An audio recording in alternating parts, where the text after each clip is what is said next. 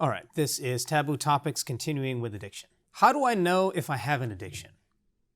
Okay, if we go back to the earlier example, you say, I knocked out both trays of Oreos. I'm addicted to Oreos. There's there's addiction, and then there's just behavioral disorders or just lack of being able to control behavior. The latter is not something we diagnose clinically. Those things are a lot easier to overcome, right? But when it comes to addiction, there are some signs which can tell us how it is or if someone is actually addicted to something. So here are some things to look for in family members, in friends, in community members, which may lead us to believe that, maybe things are not really working out as we thought they were. Number one is extreme changes in mood. So they're really, really like just lighting up the room in one instance, and then not that much later, they're just like getting in a fight with the person. And these patterns are happening all the time. You may hear this joke like, oh, my friend is bipolar. I'm not covering that here, but the idea is just these extreme changes in mood. They're wonderful one day at home. The next day, everybody is terrified that they're there. This could be a sign of addiction. Another is sleeping a lot more or less. So if somebody is sleeping 18 hours a day consistently, this is a problem. If somebody is sleeping 2 hours a day, and this is their regular pattern, this is a problem because the substances are directly causing that. Some people, when they withdraw from substances, they'll sleep for a day and a half just because of the withdrawal symptoms. So are they sleeping a lot more or a lot less than normal? Drastic changes in weight. So you see someone and 3 weeks later, they've lost 50 pounds and they're not on any sort of exercise plan or diet plan. That can possibly be another red flag. Again, it's not just a red flag on its own, but coupled with all of these other things. Other things you may notice is lying, stealing, and becoming just more really secretive. Where are you going? Oh, I'm just kind of going out with my friends, right? You notice things are missing around the house. You notice that money you had in your wallet is no longer there. You notice people saying that they're going to be in a particular place and they're not, right? These can all be some signs of addiction.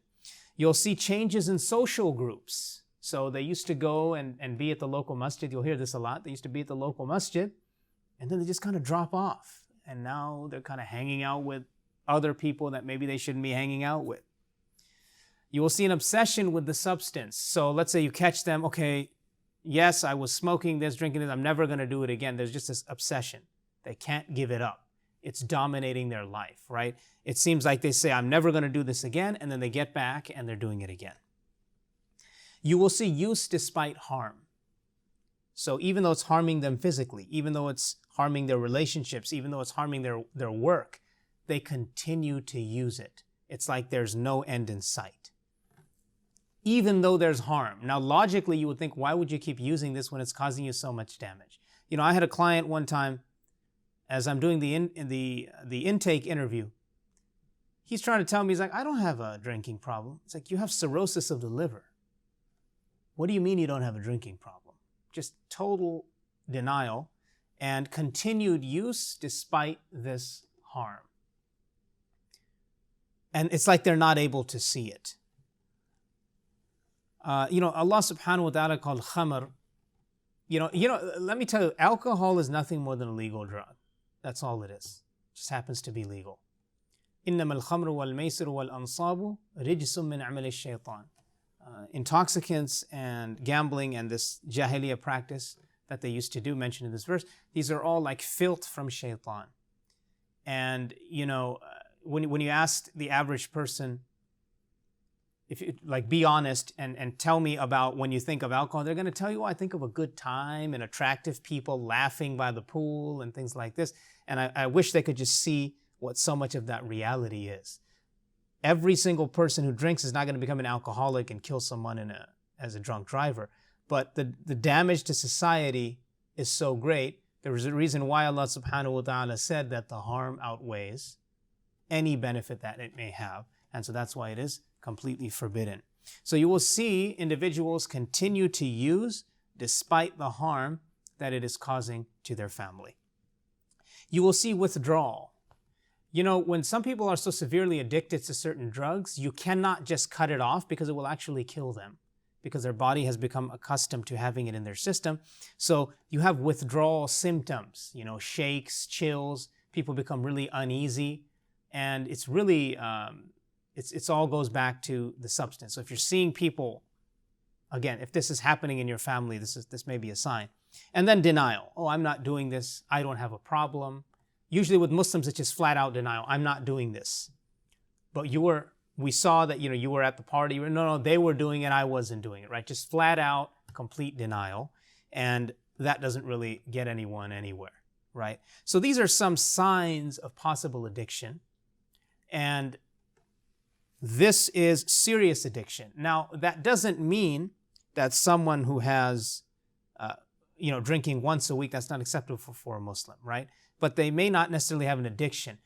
But there would be other things we can use to overcome that. Maybe some basic behavior modification exercises or things like that can help overcome that.